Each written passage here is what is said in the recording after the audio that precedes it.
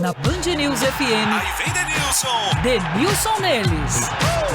Oferecimento Iveco Daily. Surpreenda-se com o novo Iveco Daily. Acesse ivecodaily.com.br e saiba mais.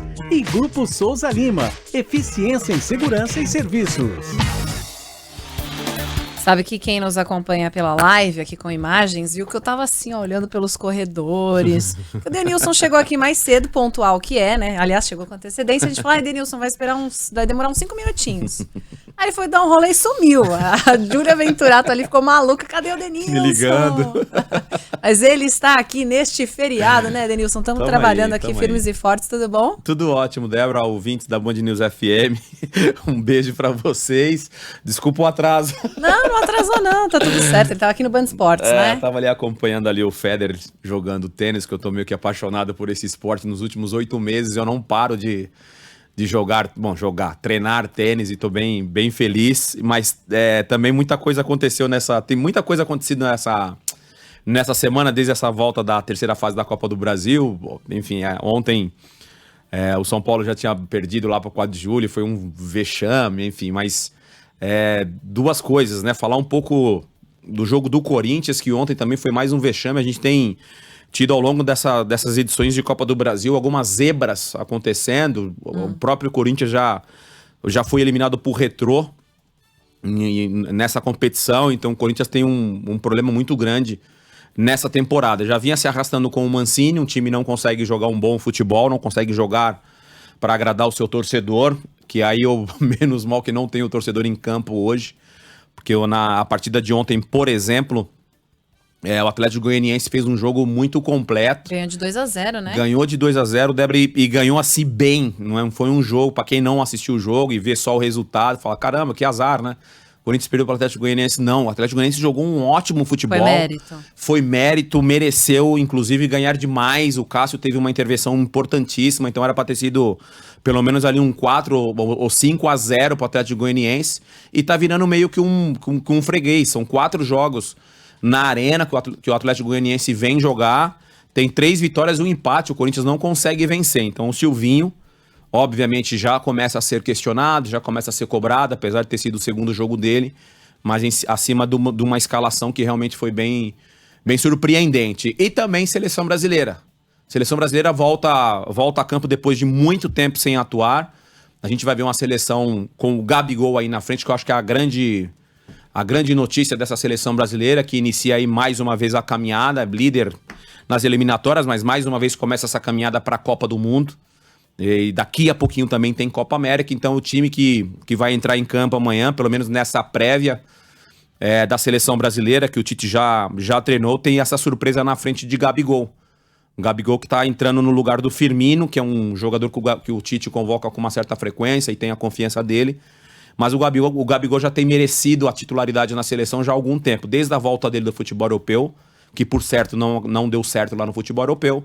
Ele voltou para o Brasil, jogou no Santos, foi artilheiro de todas as competições e estendeu essa boa fase para o Flamengo. Também vem fazendo um trabalho muito bom no Flamengo e faltava essa sequência como titular na Seleção Brasileira. Então pode ser que no jogo, o time que vai entrar em campo amanhã, quanto o Equador, nas eliminatórias, pode ser o time que jogue a Copa América e tendo o Gabigol aí na frente. E do lado de Neymar, Richarlison, enfim, pode ser um ataque bem interessante, pode ser muito importante essa caminhada especificamente de Gabigol até chegar à Copa do Mundo, Débora. Seleção brasileira que já está em Porto Alegre, onde será realizada essa partida, né, amanhã no Beira-Rio.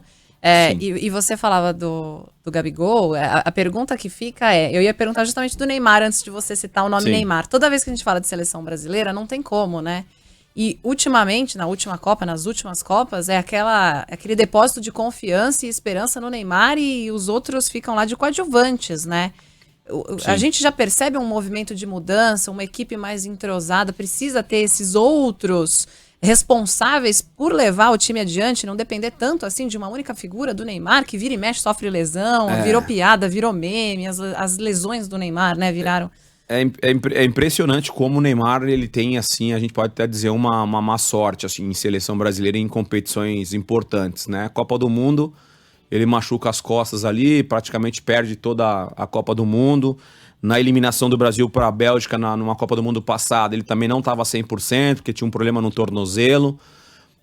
A gente ainda não viu um Neymar nas competições oficiais e a competição principal, que é uma Copa do Mundo, estando 100%. Além da questão técnica, também falo da parte física, enfim. Ele sempre tem um probleminha ali na hora da cereja do bolo, ali na melhor competição. Falo com propriedade, que eu disputei 2 Copas do Mundo, e as 2 Copas do Mundo que eu disputei, felizmente eu consegui chegar na final das 2 e ganhei uma, né? A de 98 a gente perdeu para a França, e eu falo com propriedade porque você precisa estar, além da questão emocional muito equilibrada, a questão física você precisa estar muito bem. A gente fala 100%, mas você tem que estar mais, você tem que estar muito ligado. E o Neymar, infelizmente, nas principais competições, ele sempre tem algum problema, e normalmente acontece com lesão, até por causa do estilo de jogo dele. Tomara que nesse período, nesse retorno de eliminatórias, Copa América, enfim, até a gente chegar na Copa do Mundo, que ela vai ser mais pra frente, né? Não vai ser uma Copa do Mundo que vai acontecer no meio do ano, como a gente já estava acostumado, por ser no Catar, então, enfim, temperatura, tudo aquilo que a gente já conhece. Copa do Mundo vai ser mais pra frente, mais pro final do ano. Tomara que ele chegue num momento tranquilo e que não sofra nenhum tipo de lesão. Em cima da tua pergunta, é inevitável ele ser a referência, né? É óbvio que depende muito do Neymar também, de fazer o ambiente favorável a ele, mas o coletivo tem que ser o principal. Eu sempre falo, e mais uma vez com propriedade, o individualismo, ele aflora, mas primeiro tem que ser o coletivo. Quando o coletivo funciona e funciona bem, obviamente alguns jogadores se destacam por causa da qualidade, que é o caso do Neymar.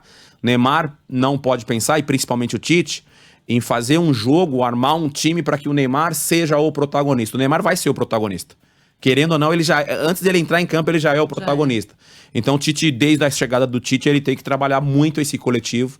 E infelizmente, para encerrar, infelizmente o Neymar, como a gente tem falado aqui, ele não tem ido bem nas competições oficiais por causa da questão da lesão, e isso tem que ficar mais presente pro coletivo da seleção brasileira, e tomara que isso aconteça nessas competições que voltam à tona agora. Então amanhã, 9h30 da noite, tem Brasil e Equador. Você volta amanhã também nesse horário? Volto amanhã nesse horário. Ou a gente vai ter que te buscar no corredor? Eu prometo que eu chego 5 minutos antes. Não, ele chegou, né, gente? Olha que injustiça, né?